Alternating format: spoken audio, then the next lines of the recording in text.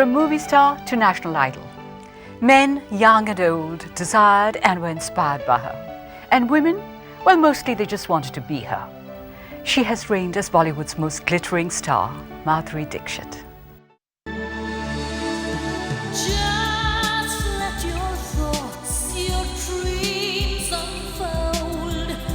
Let's talk of love, of tales untold. Speak so I can see your soul. Speak so I can see your soul. Hi Madhuri, lovely to have you here. Lovely to be here. You know, it's lovely to have the original Madhuri Dixit here herself. It is you now, you're not a clone or something. Now let me see. I don't think so. You know, one can't be sure. There's so many people who are trying to become you. मैं Madhuri Dixit बनना चाहती हूँ. But have you seen the film? No, I haven't seen the film yet. I guess people who have kids, they will know how hard it is. It's been like a crazy month for me. But you're not curious to see the film? I am. I'm dying to see it. But what do you feel about all these millions of girls out there wanting to become Madhuri Dixit? How does it make you feel? Well, it's always flattering. It's like an ultimate kind of a compliment you can get. But there's another side to it, because as soon as something like this happens, it's like you're immediately put on a pedestal, and so it's a little scary too, you know, to be looked upon in that way. So tell me and tell them, what did it take to become Madhuri Dixit? Well, to put it in a nutshell, I guess a lot of hard work, years of perseverance, very focused kind of an attitude, and somewhere they have tried to kind of explain why I'm popular. It's the songs, no, the dances, no, this. The acting. I think, yeah. Just The smile. I know. But just one word kind of explains the talent, you know. For sure. It does count, you know. But one sort of forgets that even Madhuri, at the beginning, did have to go through a struggle. Oh, yes. One had to work hard for it. One had to earn it. So after Abodh, your first film, didn't do well, you did also take to doing second roles and a television serial. Oh, yes, I did. Did you feel at that time maybe it's not going to happen? Well, at that time, there were like very split reviews that I got. Some said that she has potential, and some just said, she's not heroine material, you know. She doesn't have anything about a heroine in her. And that kind of, you know, it creates a kind of a thing in you where you say, no, but that's not true, you know. I have to prove myself. I know I can act. But it was just not happening. Something was not right. Something was not clicking. And that's the time when it's very frustrating, you know. Did you ever go through any self-doubt yourself? Well, yes, you sometimes do go through that, because you feel maybe I'm not cut off for this. Maybe it's not right for me. Maybe it's not. But that's where my family stepped in. So that kind of kept me on. Otherwise, it's very easy to, you know, lose your way and lose yourself. Is there anything you kept saying to yourself that kept you going? Every film that I did, I used to treat it like, this is it. You know, this is going to be the film for me. How did the senior stars treat you? It's very funny, but both the films that I did my second lead in, Meenakshi was the main heroine, Meenakshi Sheshadri. She was the main heroine? Yes. How strange. And she treated me so well. And I think whoever I worked with, I was lucky. Then you worked with Sharmila as well, didn't you? Yes, Sharmila Tagore. I mean, I can never forget her, because one day we were shooting, and one day she called me, she said, come here. Look at your nail paint, it's all chipped. You got to correct that, you know. And I always remember that. So it just became a habit with me that before a shot, you know, I kind of check my nails. Is all my nail paint there, you know. And one learns, yes. So it was actually Subhash Ghai who first detected the potential in you. Yes. I was shooting for Awara Baap. And we were shooting in Kashmir. That's where I met Subhash ji. And I was introduced because I was the second lead in the film, and he was like, "Oh, there's this little song in my film which I'm going to shoot right here in Kashmir. Would you like to do it?" And I said, "Yes. You know, I like to dance, and I'll do it." And I did it. He decided to orchestrate a massive relaunch for you, didn't he? Yes. Who's that girl and all the papers. Oh yeah. And you know, at that point in time, I didn't even realize what kind of big thing it was. To take a risk with a newcomer and stuff like that was a big thing. Now when I look back, you know, for me, the enormity of me kind of the whole thing strikes me, and I say, oh my goodness, you know. It was a big thing. It was a big thing. And for me, it was important because I got to meet all, you know, directors. He splashed my face in, you know, the papers and stuff like that. People took notice. But before he relaunched you, your own film Tezab became a big hit.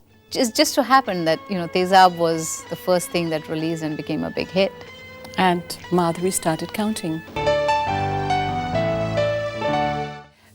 So after Tezab released and you hit the bullseye, was it all easy after that? Well, with Tezab, there was a certain sense of achievement. I remember I was at the airport and I was not here when Tezab released. My secretary, Rakesh Nath, called me up and he said, you know, the film is a hit. It's a hit. And I was like, it's a hit? But I don't know what a hit feels like because I never had one. First time. Exactly. So I was very happy it's a hit. Well, the industry changed towards you, no? Yes, but the first, I think, taste of success was when I landed at the airport. And I came out and there was these little street urchins who come and clean your car. And suddenly one of them said, hey, that's that Ek Do Teen Mohini, you know. And they came running and I was like, gosh, I got recognized, you know. And I signed my autograph. For the first time? Yeah, I mean, where people recognized me from a movie and they asked for a signature and I was like, okay. Yeah. And I signed my name and the little kid says to the other, he says, look, M, I told you, it's Mohini, you know. Madhuri, you're a very, you're a reserved and a sedate person in real life, aren't you? Yes, very. What happens to you in front of the camera? It's just something that's, you know, I cannot explain it. Sometimes I even forget there's a camera in front of me. And when I get into these roles or when I'm performing, it's... something just goes off in you like in Dhak Dhak. Once the camera's on, there's no stress, there's nothing else exists. Did you know you were creating magic when you were doing that song? I thought it was beautiful. I thought it was so beautifully shot. Very wonderful sensual genius. movements. Yes, very sensual, but it never, ever looked vulgar. You did something very unusual. In the Masti numbers, you brought an innocence. Like in Choli Ke Piche. It could have gone just over the edge. Yes, but whatever you do, it cannot upset my audience. But interestingly, the innocent roles and the innocent songs, you always did with a little bit of masti. That is what Nisha was in Hum Aapke Hain Kaun. She was very innocent, but she's a teaser. Have you worked with any actors who you feel elevated your own performance? Well, lots of actors. I worked with Amir, I worked with Shah Rukh, I worked with Anil. And what was Shah Rukh like to work with? He's a bundle of energy on the sets. Yeah. And what I like about him is that he likes to rehearse, just as me. He's also such a good actor that the scene just happens, you know. Like the scene in Devdas where he, for the first time, he confesses that he loves me. And then we break down.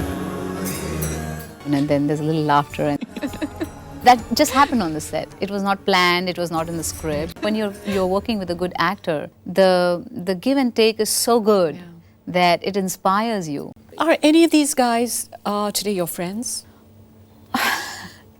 Well, you know, because the way I am, it's difficult to make you know, friendship that are lasting, like, you know. Then once I'm off the set, I'm a homebody. I'm like, but you don't keep in touch. But it just happens that you're so busy with your own life and somewhere you lose touch. So basically, you didn't have many friends.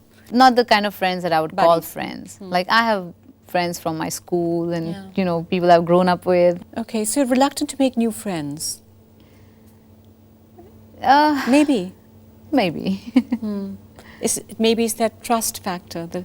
It is. It is a lot to do with that. If I'm friends with someone, I would not tolerate anything being said about that person.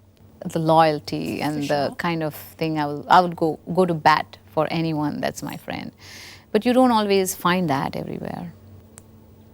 Okay. So tell me again, what does it take to become Madhuri Dixit? I know it takes doing a dance sequence for 25 hours at a stretch and not complaining at the end of it. What else does it take? Well, it takes standing in a chiffon sari on In the North glaciers and not complaining. When the director says, "Oh, we need some more wind, get the chopper down," and it means working in studios that have temperatures of 50 degrees centigrade. You're sweating and you're supposed to smile and look good, and you don't complain. You wake up at 7 and you go to sleep at 2 or 3 in the night and you don't complain. Yeah. What about that time in Thanedar? Well, that song I think must be one of the most rigorous songs that I have done. There was the chair movement in that song. We did the whole sequence in one shot. There were 4 of us. Sometimes I made a mistake, sometimes a dancer, sometimes Sanju made a mistake. Even if one of us makes a mistake, we have to do it again. We did like 40 retakes. And all had to fall on our, on our foot in the end. You had bleeding knees at the end of it. Yes. Why couldn't you say, look, I'm tired, I hurt, I want to go home?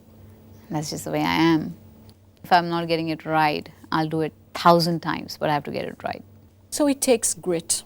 It takes grit, it takes determination. It takes diplomacy? Yes, diplomacy, because sometimes you work with people who are not as disciplined as you are. Sometimes you're left waiting on the sets. And it takes a sacrifice of a personal life? Yes, because there's nothing of it. There isn't any. There isn't no any. sacrifice. And how much is luck? A lot.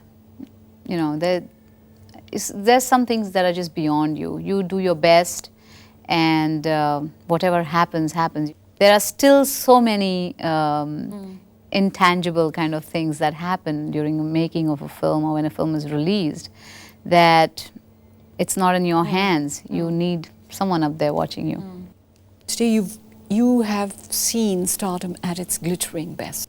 No other actor has had an entire TV serial in their name, songs with Madhuri Dixit, in it, a film dedicated to you, painted by Hussein. So many attributes, manifestations of compliments. How do you explain this phenomenon? It's very difficult to explain that. It's hard to be so objective when, you are the object yourself. That's right.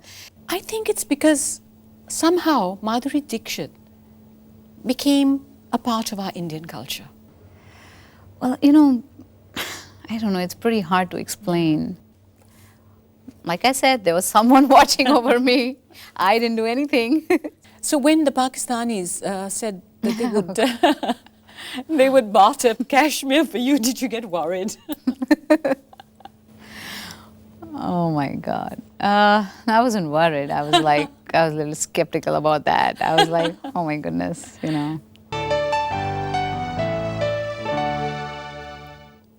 Madhuri, you have kept the new men in your life away from me. They should have been here. Why aren't they here?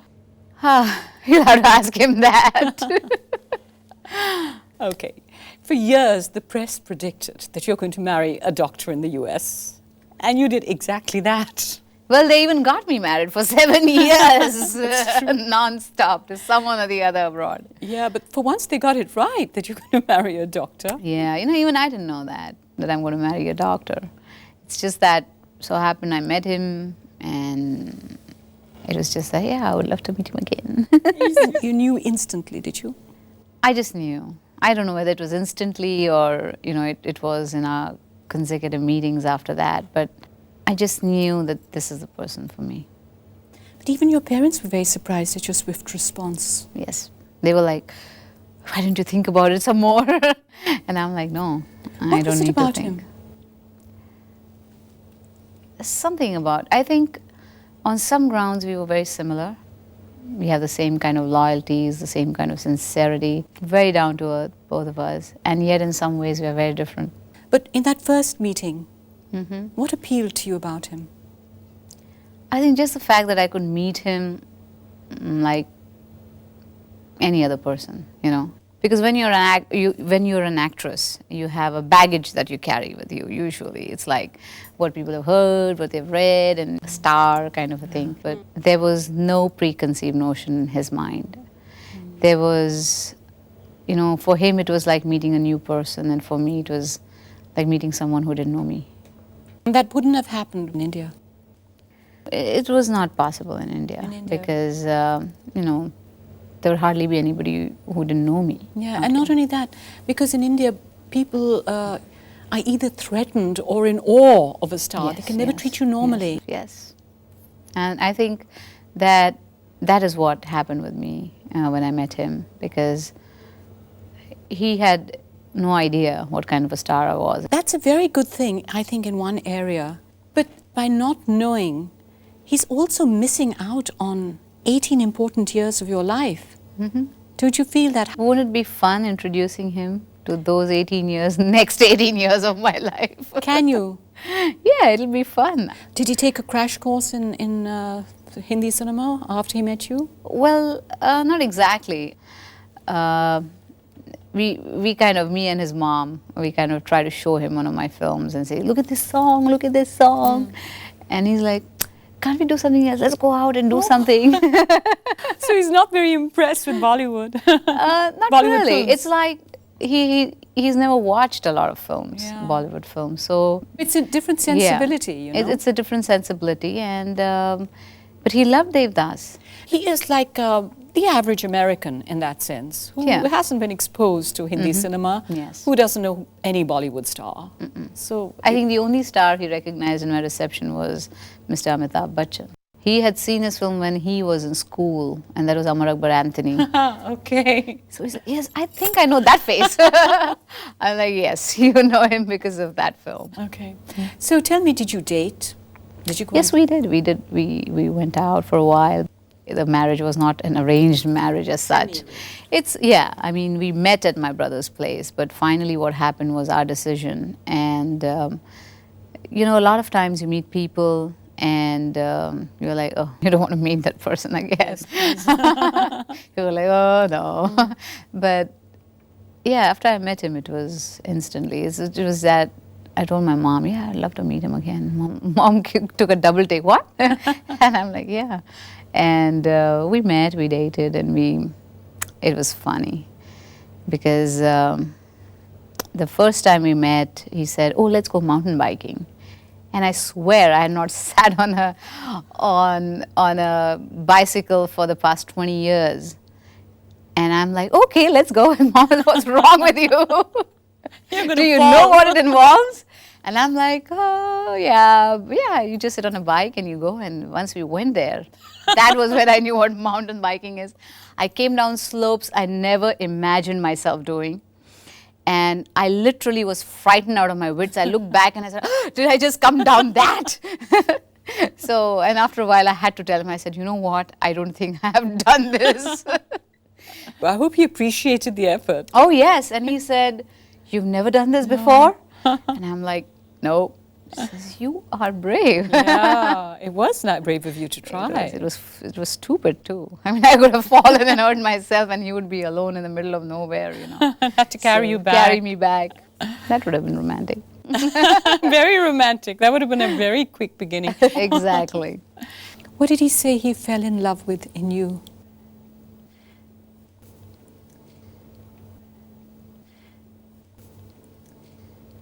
Gosh.